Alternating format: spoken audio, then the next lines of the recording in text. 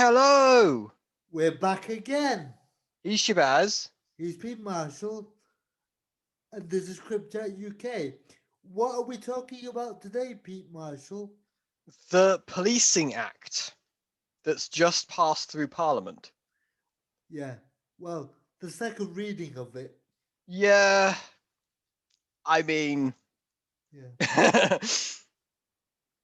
it'll but probably pass through Parliament, but anyway, we'll see what what the House of Lords can what have. are the headlines of this bill, as far as you can gather?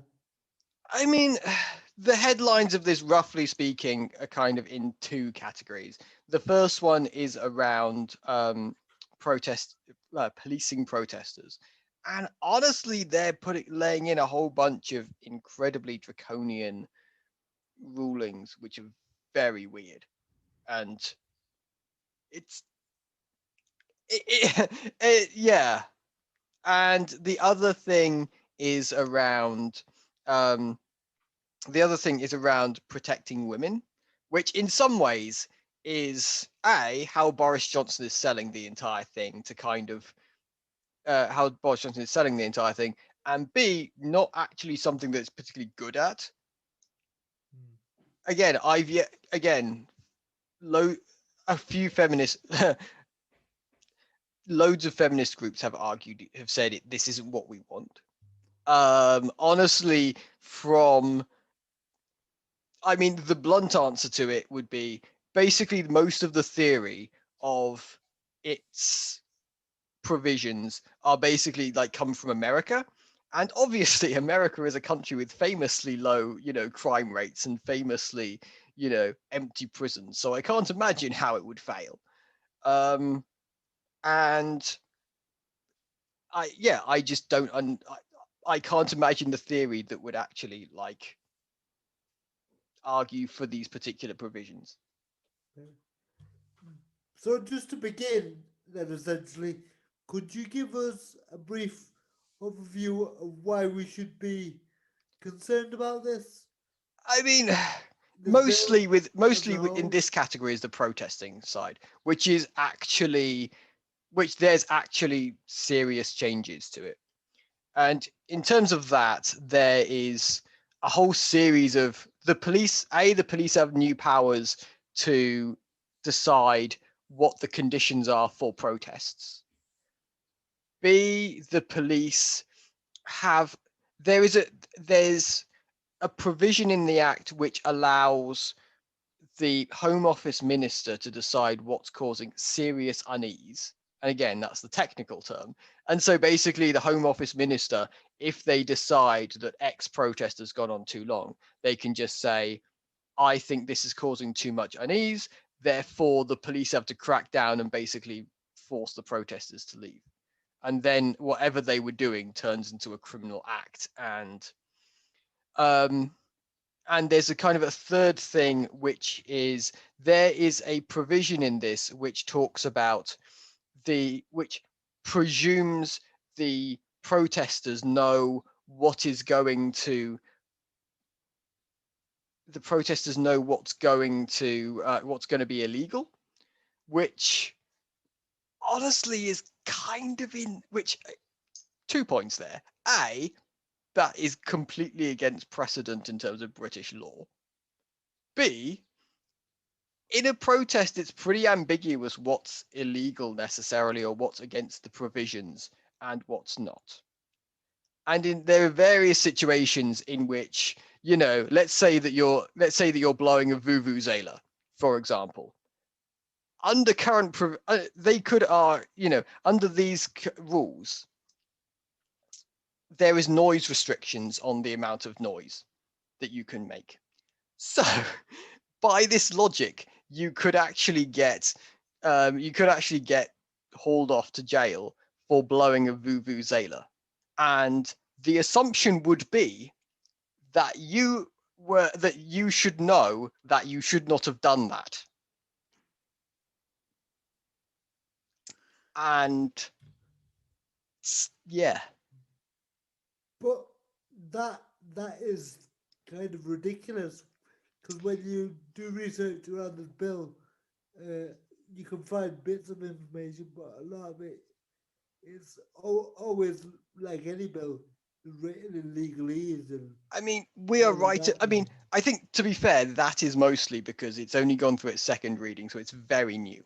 So, so the BBC does have some stuff on it. A few other sources have stuff on it. It hasn't really got down into kind of like I'm fairly certain on Sunday there's going to be a lot more in the press. Whether whether that's particularly, but yes, you're not wrong that it's pretty new. Like you have to do your homework, and I would just say the BBC stuff on it is good, but equally it was quite hard to find. Like I had to do quite some searching on their website before I could actually before their explainer kind of came across to me. We'll put it on the Twitter page so anybody who wants to read it can. But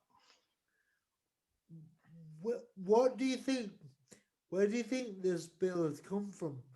What has I been mean, the impetus behind it? there has been. Basically, notwithstanding the current situation around Sarah Everard, the Yeah, woman who got murdered, and that entire thing, yeah, and the protest. To be fair, it didn't really come from that, although um, basically it comes from the Extinction Rebellion and from Black Lives Matter. And I suspect Boris Johnson has been a lot more keen on pressing the Extinction Rebellion section of this. But there is a specific section in this about not destroying statues. And people can get 2 years in jail for defacing statues. So honestly, I suspect that there's an element of this of Boris Johnson not wanting to be seen as racist, but at the same time, so it's easier to say Extinction Rebellion is the problem. yeah. But hopefully by doing this show, we can show and let people know what a shower of cunts these people really are. You know, and like I was saying to you just earlier on, I think this Tory party is a progressive party that only in the sense that they seem to have got progressively worse in the last in the last 10 years. Now this party makes David Cameron's Conservative Party look like, you know, uh, Jeremy Corbyn's Labour Party. You know, in, I think British politics has got steadily more extreme on both sides. It was interesting that there was that in the defence, in Parliament. So we're not talking about the ministers here. One particular MP was saying how he supported the bill because he said that he had an office in Parliament and he didn't want to be disturbed by the noise of the protesters.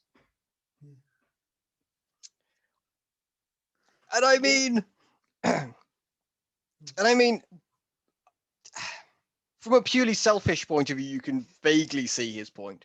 But it is worth pointing out that if cancel culture is canceling people on Twitter, how is this not cancel culture? This is canceling people in real life. This is basically going, yeah, your opinion cannot be said in public because you do it in the wrong way. yeah, This is basically tone policing protesters. And it's and honestly, the problem is it's difficult to imagine. Certainly, how Black Lives Matter would have made their point as effectively if they had not caused significant unease, shall we say? Certainly them being nice and polite, and certainly them being nice and polite wouldn't have got the same kind of effect. yeah, So, and honestly, it's difficult. And honestly, from a purely disability perspective, it's difficult to imagine one of the more famous things in British disability history is this entire thing and this is how British buses got made wheelchair accessible where they are. They were doing this thing called catching a bus, which basically means if you're in a wheelchair, you basically get to the front and the back of the bus. two people with wheelchairs get one to the front, one to the back, and effectively that bus cannot go anywhere without running over the person. And honestly, it takes routinely an hour, blah blah blah, and it is seriously inconvenient for everyone. Now, doing that systemically and routinely steadily put pressure on British Transport and on the Ministry of Transport to actually like make buses accessible. It's difficult, it's difficult to imagine how, how that, that probably wouldn't survive this bill. And B, it's difficult to imagine how that same progress would have been made without this, without those actions. And so this is just saying, on the one hand, we can say that this entire thing, we can say that like this bill would be useful for curtailing fascists if it does get used for that. There's going to be significant discretion, by the police superintendents and people. But this bill, it's difficult to imagine how you could have a protest for things that we actually support on this by using these rules and regulations. And especially if you're talking about if the police superintendents and people just thought, we don't like these people, so we're just going to stop them. All they need to do is put some incredibly draconian kind of restrictions on the protest, and then when the protesters don't follow these restrictions, then they just end up, then everyone ends up getting dispersed or in jail. Yeah, it sounds incredibly draconian, and it just sounds like it's going to discourage people from protesting at all, really. And because would you go to a protest after this law is passed, or would you think Yes, I twice? mean, I am going to go to continue to protest, although, like, I mean, for me, the big discussion around this is going to be, it becomes increasingly important, the police structure and the rules and regulations that the police make. And so, again, many people would say that we can't trust the police around these kind of things. It, they do tend to err on the side of safety. So basically, there becomes an even more intense discussion around who is actually in charge of the police and why are they using their powers. And in the end, and it does kind of further politicize the police, which honestly, I'm not sure that's healthy. I mean, honestly, in many ways, in many ways, I would say that this entire thing is culture wars coming to the streets. In the end, the police have to play a very political role in terms of every protest because they have to set the restrictions, and they can basically decide, like, on the basis of who they think should know that they shouldn't be doing X, Y, and Z, who goes to jail. And in the end, this ends up meaning that actually they can police two different they can basically force two different protests into very different kind of directions just through the use of these rules and regulations. And I will say, for our non-British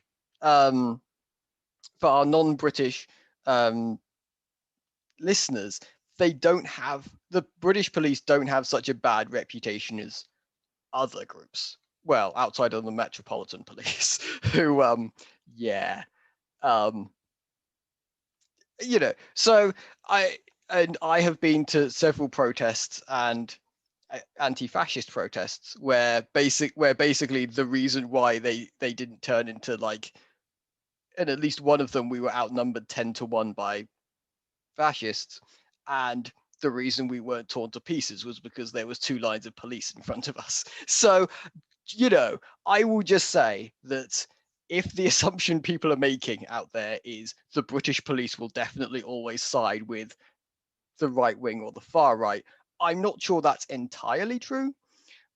But equally, I'm not sure that I'm not sure that freedom of speech um, should be bound to the opinion of what the police think is comfortable, or what they feel comfortable with. This is very much going to make that into a thing. And what happens when, and it's all right when you have a good superintendent, but what happens when you have a bad one? I mean, Yeah. Because just look at the weekend case with Sarah Eva. Sarah Everard, yes. Yeah. And allegedly, the person that they've got in custody is a copper. Yeah. You know? And honestly, it's worth pointing out that the Met, and again, there are discussions about incidents all over the country. So but yes, the Metropolitan Police have something of a history around having bad apples, shall we say. And Yeah, but it becomes a systemic problem eventually. Becomes like the whole tree's rotten after a certain I mean, period of time. the phrase bad apples basically comes from this entire thing of like bad apples rot the barrel. Yeah. So going back to the original idiom, yeah, like in the end, we can't just say that, oh, there's a bad apple involved, therefore that's just one person. And yeah, I know that loads of stupid right wingers have basically decided that there's just one bad apple in this. Yeah. But the reason why I bring that case up, this was a couple of days before the bill Yeah, going through Parliament, and people were doing a visual for this woman, and it turned violent. You know. yeah, and I mean, it's possibly worth pointing out that that in other places they decided against having vigils because of COVID and things like that. Yeah. So this wasn't so honestly, to say that this vigil was representative of the entire kind of vibe around this incident, I'm not sure is correct. But equally, it's worth pointing out that the police don't have the right to decide what the tone is. And if those women felt that that is how they wanted to honor her, then the police can't really go. Shouldn't I should say, as they already have. Then the police don't have then the police shouldn't go in with truncheons and just go, yeah, I know that this is how you want to do this, but fuck you, we don't care, you know. What do you think the implications are for the disabled community of this bill? The real life implications. It's difficult because honestly, I mean, there's probably going to be two kind of opposing pressures, where on the one hand, it's going to be harder to argue that disabled people, especially physically disabled people, are causing significant unease. Again, luxury of us generally not being that intimidating. So in that sense, I think it will be harder for some of the elements to come in. But equally, protest is a fairly standard form of activism. It becomes necessary quite a bit. Both me and Shabazz have been on have been on a load of protests. Honestly, I have a friend who even during the last kind of rule from the 1986 Policing Act, she was like, I can't remember, like, I think the legal term that was laid on her was she was a significant nuisance.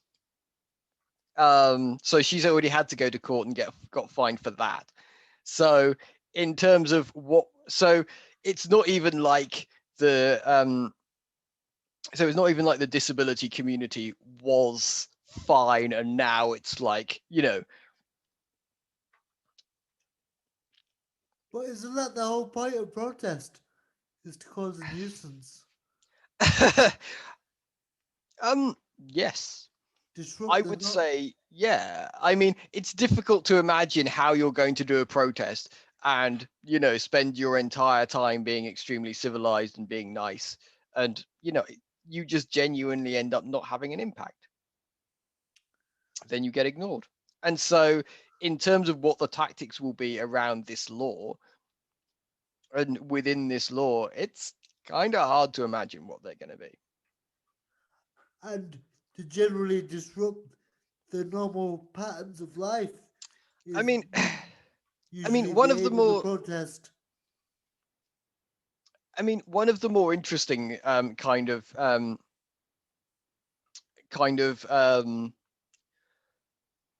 aspects, I suppose, of the ideology around this is if you look at the if you look at climate. On the one hand, the most significant group that one that Boris Johnson loved saying that this was this was in opposition to was Extinction Rebellion and climate and those kinds of groups. And yes, they did a great deal of street protests, and they did, and in Manchester they did a whole bunch of stuff where they blocked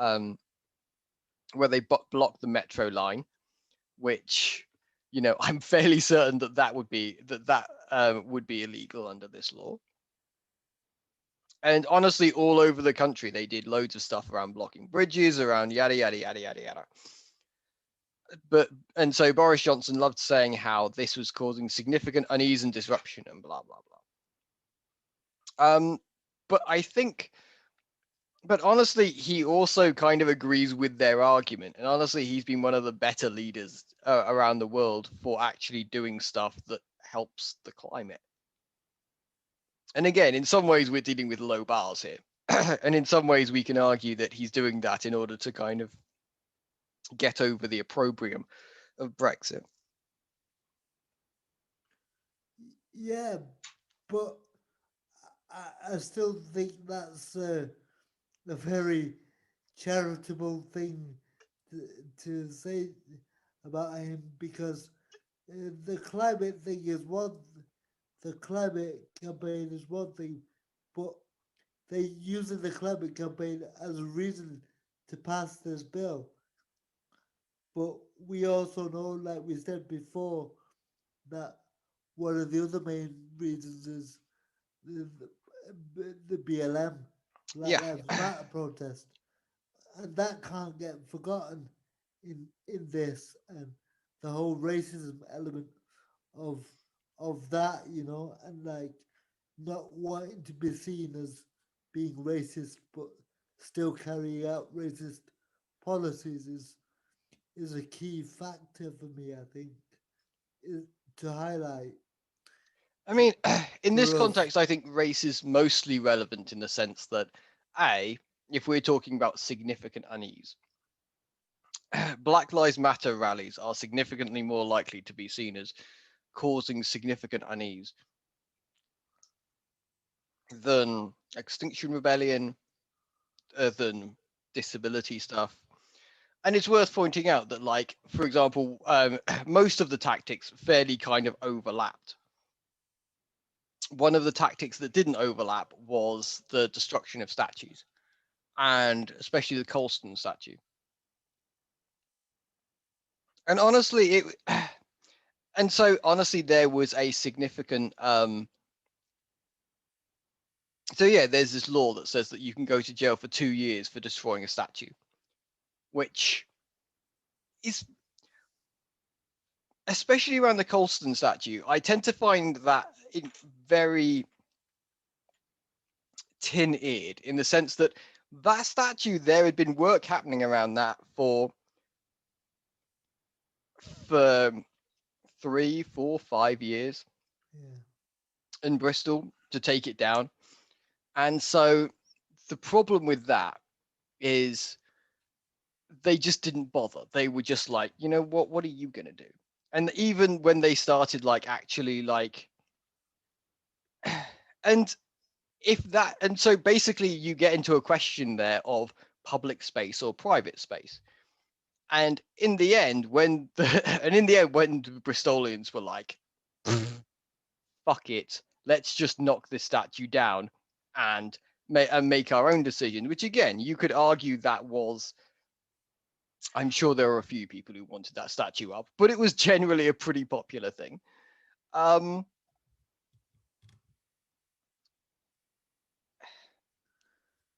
basically, I think in many ways the protesters were not in the minority in that particular context, and the councillors were. And now at this point, we're forcing the police to side against the community, and with just who and with I suppose you could argue property is 9 points of the law, but whoever owns the property and whoever's just like, yeah, I don't care, I just want to do this. So What would you say is the charitable reading of this bill? I mean, what is the purpose of this bill? I mean,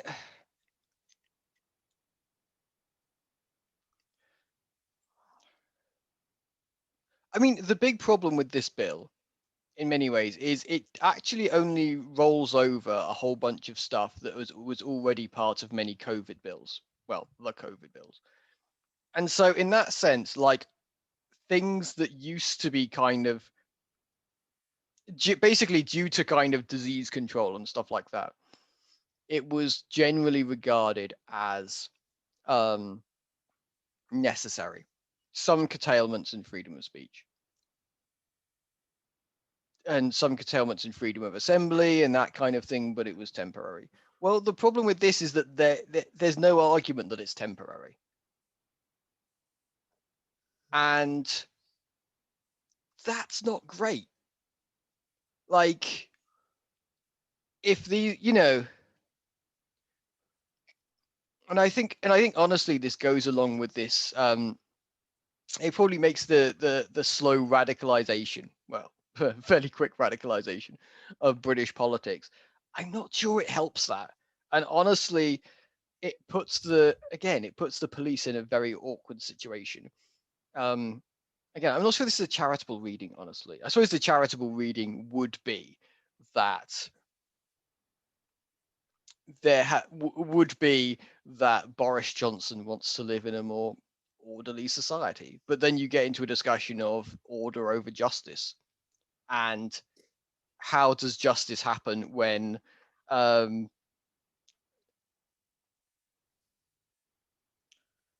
how do people actually push for justice if politicians don't necessarily do it, and only do it when you actually cause a significant nuisance? And now you're saying we're not allowed to cause a nuisance, but Yeah. we should expect this. But but but what I'm saying is, how would a government minister sell this bill to everybody? In the sense of like, you know, how, you know, are they saying it protects women? Are they saying it keep the streets safer? I Like, mean, what? there's two things here. The first one is the parliamentary debate, which I haven't gone through in detail, but there was, Theresa May was actually against this thing. Many Conservative Party people were going, eek, this is not great. And others of them were basically, there was basically two theories. The one of which was just go, yeah, I think authoritarianism is fine. You know, like the guy who was just like, well, I would rather have a quieter office. So if we just moved all those noisy protesters and just stopped them from making noise, I think that's great. Which again, that's basically just saying, yeah, I get that you think that's authoritarian, and I agree with you, but I like it. It works for me. So I think that was, so in the parliamentary debate, that was kind of one thing, and then there was people like Theresa May and the entire Labour Party and loads of other parties who were just like, yeah, we don't like this. I mean, I think the other thing, in terms of how it was like presented by Boris Johnson, he generally presented it as like protecting women, which I suppose we can go on to that section, which generally I regard as, I most of what it actually says is about increasing the prison sentences for people who commit various sexual offenses, various serious offenses. One of the specific ones, which is actually one of the few that I think is pretty good, is it says that if, for example, there's a police, there's a report today about the football associations and how they haven't done enough to protect children over the years from pedophiles, and this increases the punishment on those coaches. There's a whole bunch of others that increase the sentences for rape, that increase sentences for sexual assault, that increase punishment for, there's quite a few. I think though, the problem with this is, if the argument for this is, well, it will deter people, has it? Like, in America, they've been using this theory for decades at this point. And honestly, their prisons keep on getting more full and more people commit crimes. I'm sorry, the deterrence argument is both disproved by data. Honestly, if you think about it from a kind of fairly common sense perspective, then the only reason you would expect deterrence to work is if someone was going through and rationally assessing their like how this impacts their life. And the problem with many of these things, if you're dealing with theft, if you're dealing with assault, if you're dealing with mugging, if you're dealing, many of these kinds of things, is actually people don't rationally assess how mugging someone is going to, how whether getting caught is worth the gains that they will make from it. And rape is very similar to that. Most people who do it, are doing it on the spur of the moment, yada yada yada. This ends up bringing us, so honestly, increasing the punishment, I'm not necessarily, I'm definitely not anti-punishment. I am definitely like, but if the theory that they're using is that this will have kind of a meta effect across society, like no one in society was genuinely like, is the British government pro or anti-rape? Like, I'm gonna, no one was thinking that maybe they're pro, but now they're like, oh, we didn't get the fact that Boris Johnson opposes rape, And so if the theory is that more women will be protected by this kind of meta effect, then the counter argument to that is how? I mean, and so if and honestly, a whole bunch of women's groups have put forward various other proposals to argue for ways that there could be more, that there could actually be better, more safety, and honestly, those have all got ignored. So honestly, the way Boris Johnson is largely selling the thing is basically talking about how this will protect women, and honestly, I'm mostly listening to feminist groups here who kind of go, well, not sure that's going to happen. So do you think? So do you think that this bill is here to punish or to protect? I think Boris Johnson would like to use it to create to basically push people into being into not protesting and not standing around being unproductive. Um, it's yeah, For for me, as far as I can gather from the bill, for me it's quite clear that it's here to punish if you dare protest. You know. yeah. I mean, honestly, there's going to be. I think if there is a discussion to be had about what you know, I honestly don't think that one of the things in the British system is that for a party to kind of win power, it inevitably wins both the executive and the legislature. And so it's pretty rare for a party for the party in power to not get its bills through. It happens, but it's not a common occurrence. And so I think that it's probably going to go through. And so honestly, I think in terms of the discussions that go forward from this, basically it's about like talking to the police forces and ensuring that they're thinking carefully about what restrictions they put on and how they guide their police officers in terms of how they're policing protests, because in many cases it's it's difficult if not impossible to not have police there, and in some cases it's downright necessary in order to allow two opposing sides to actually like occupy the same space while simultaneously not killing each other. But if this bill is going to be but in the end the question becomes in the end the question becomes how do we ensure that they're doing that in a way that doesn't invalidate freedom of speech. And if basically they do this in the most draconian forms, then we will have to seriously reconsider how protest works in the UK. I mean, one of the more interesting parts of the bill, the weirder parts of the bill, honestly, is that the minimum size of a protest is now one person. Yeah. Which honestly, like, it's always been groups of people, because honestly, like, how intimidating is one person really? So that stop Brexit guy would have been stopped a long time ago. I mean, yes, he would be liable under the law. And again, if this is part of why we should think carefully or the police should think carefully about how they're applying this, because it would be pure insanity for that to happen. And honestly, like, actually, do you know those Christian? Well, I'm not sure when you were last in the center of town, but when you were last in the center of town in Manchester, Yeah. those Christiany people who like have the loudspeakers Yeah. and the microphones and like shout and basically like shout psalms and prayers and various Yeah. things. Technically, they would be liable under this too. Yeah.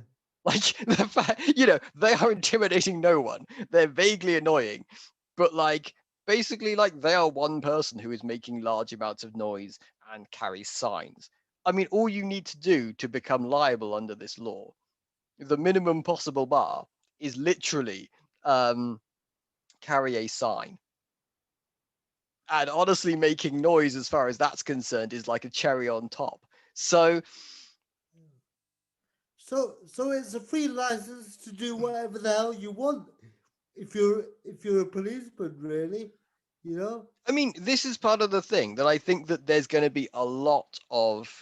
um, there's going to be a lot of discussion within the forces about how this bill lines up with their job. And I think, and that becomes the number one battlefield with this, because in the end, I think if you were talking about those who want good relations with the community, they draconian policing of protest doesn't help them. It's not a good thing if the community hates you. There's significant arguments for why the police should be lenient with this law and allow protests. Whether that argument ends up winning the day ends up being 9 points of this thing for me. And in the same way as the Home Secretary decides when protest causes significant unease and is therefore just completely illegal. Now, under those circumstances, what the Home Minister, when Priti Patel at this point, yay, Priti Patel gets more power, just what we all needed. When the Home Office Minister chooses to actually use that power, becomes a serious political discussion. Yeah, it certainly does. And the worrying thing for me is it's not really a discussion. It'll be just up to the minister in in in post at the particular time as to whether they decide to um, rubber stamp it or not. You know. I mean, from a narrow perspective, yes.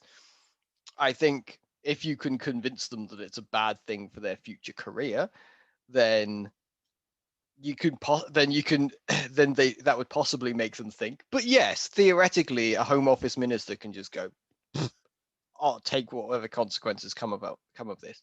Yeah, because once you've created the framework and the law for you to do whatever the fuck you want to do, and then it's up to your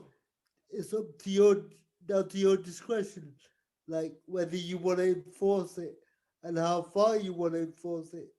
It's a very scary situation. I mean, on the one hand, I think that politicians, um, they are creatures guided by interests and guided by imperatives, and so honestly, like they very like a politician like every day is about balancing um how a decision makes them more or less liked. And realistically, especially in British politics, I can't, this power is going to be one more way of them exercising that. So I find it hard to imagine that they would think that any Home Office minister would look at this power with glee and be like, I will use this in order to enforce my will and go power mad. You know, But I would but like to like point. honestly, it's worth point. It is. You are not wrong necessarily that like it that like they could if they decided they could hypothetically decide to do that. And honestly, any campaign to change a Home Office minister's mind, even if it's supported by let's say for example 6 months ago they decided to ban Black Lives Matter protests, all of them, they could do that if that and honestly, the only response by British politics, assuming that Conservatives did not support that, again, I think that's a somewhat questionable assumption, but assuming they did not decide to support that, it would probably take a couple of weeks, if not a month, in order to kind of push them hard enough and go and basically get Boris Johnson and everyone to really hold their feet to the fire. And honestly, let's say even after the significant unease kind of thing had basically like been rolled back, that damage is pretty irreparable. Like the fact that your community specifically and your community's protests for your interests has now basically been banned by the country you live in, like it's that is a serious quantity of damage. And honestly, if they decide to do it with a round of disability protests, if they decide to do it with a round of, yeah, Oh, it is a very blunt force instrument that, yeah, sorry. I would like to push back a little bit on that because I think it's necessary. I think what you say is true to an extent, but you're forgetting that politics has changed, and what is what politicians think they could get away with now is different to what they thought they could get away with 10 years ago or 20 years ago. It's an evolving process, and politicians are realizing that they can do and say shit that they would historically have to resign for. You know. and now they can just ride it out. I mean, yes, no. I mean, you know, I think politics is always an evolving process. B, I think some of the things that they used to be able to get away with, they now can't. So an obvious example of this is that there was a Labour MP who basically has ended up losing his seat because of sexual harassment stuff. So I think honestly So I think honestly it's not entirely a negative thing. Um, I also think that I also think that one of the discussions that we haven't really had, but I would love to have, is about the fact that I think one of the most irritating things for me about this policing act is that it basically is completely obsessed that the criminals who it's the police's job to keep in line are the poor people who the major way that who kind of their major um, political power is through crowds and through protests. Now, honestly, I would say if you're talking about the damage that's done to society and to the major victims of that damage, like I'm not sure that I'm not sure that it's basically what I'm saying is I think rich people do more damage to society in many cases. And honestly, to have an entire policing act that has almost nothing about the various clusterfuckery that they do, and is honestly just a travesty. And honestly, the fact that the police now can walk away with this and go, well, obviously that means that the rabble that we're keeping in line is everyone without who's not earning 400,000 a year. So obviously, our serious, for many of the so actually many of the crimes that so actually tax evasion, a boring crime, but nevertheless, probably if we're talking about, how much money goes to the NHS every year, tax evasion is one of the most serious dangers to the NHS. It's one of the most serious dangers to many things that actually we we rely on every day. If you look at, the city of London, they probably do more damage to more lives in a day than, than all the muggings in a year. So honestly, the fact that these things are just that, rich people don't do crimes, they do misdemeanors. Poor people do, and poor people actually do crimes. It's Yeah, but this is a discussion I think we could have on a future podcast probably rather than have yes. it on this podcast. But uh, talking in terms of this, one of the things I just thought then was, and I want to get your thoughts on and have a little discussion about it, was, we're forgetting the opposition party in all of this, and specifically Keir Starmer.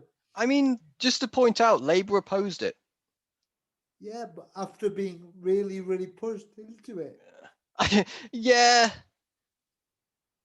they didn't like come out of the trap to go, we will oppose this on principle, you know, da da da da da. We're definitely going to do this. They had to be cajoled into doing it,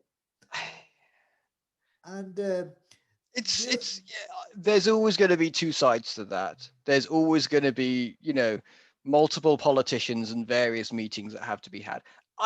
It's basically like I don't I I genuinely think that there is that a load of people that loads of people currently don't like the Labour Party, and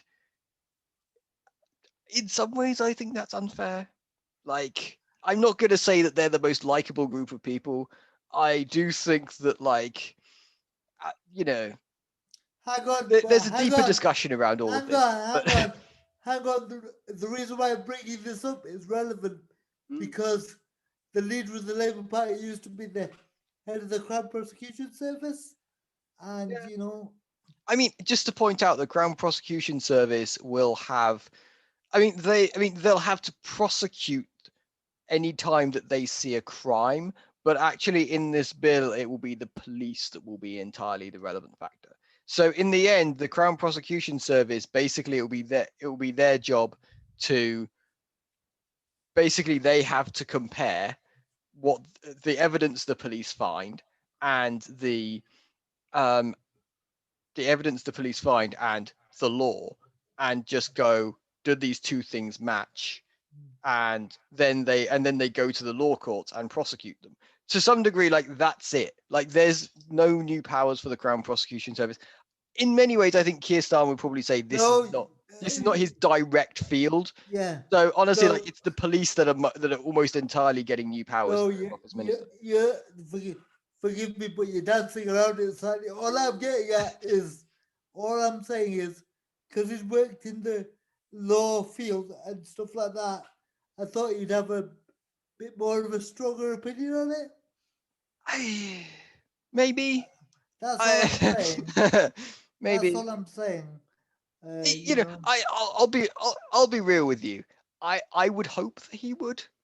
Yeah. I also think that, like, that I would also hope that he would think about this more in terms of community policing. I will say generally his arguments have been entirely devoted around kind of whether this helps women and things like that. And again, in some ways, I don't regard his arguments as being directly indicative of the interest. I think mostly his arguments are kind of responding to Boris Johnson's arguments and trying to, like, and trying to oppose the narrative, which, Yeah. again, so you know, Labour Party have done the bare minimum to scrape through this particular situation and have not done the worst thing they could possibly do. If you want to go, well, that's fine. You know, if you want in the future to be like, yeah, that's not particularly impressive, Yeah. I would not disagree. But, like, But without making this a really narrow discussion just about the UK, in closing, I wanted to make an appeal to everybody else around the world to let us know how their policing and protesting laws are enacted and what they actually are. Because I'd just like to get an idea of what else goes on around the world, basically. And I mean, to point out, one of the discussions I've been having is with a group of student law, the national, this American group of law students, the National Union of Law Students, disabled law students. So honestly, it will be interesting to hear what they have to talk about this. Yeah. But like I always say, we're not just about. Of course. We tend it tends to be easier to chat to America, but honestly, like, everywhere else, it'll be interesting too. Do you want to say anything in closing?